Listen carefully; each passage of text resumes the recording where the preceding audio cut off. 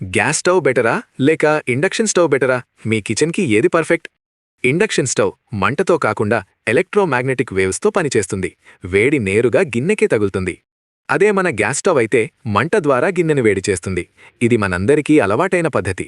Speed విషయానికి వస్తే ఇండక్షన్దే పైచెయ్యి. నీళ్లు కూడా సెకండ్లలో ఫాస్ట్గా మరుగుతాయి. కానీ ఒక చిన్న కండిషన్: ఇండక్షన్ మీద మట్టి, రాగి గిన్నెలు పనిచెయ్యవు. కేవలం ఫ్లాట్ బాటమ్ ఉన్న స్టీల్ లేదా ఐరన్ గిన్నెలే వాడాలి. సేఫ్టీ పరంగా చూస్తే ఇండక్షన్ బెస్ట్.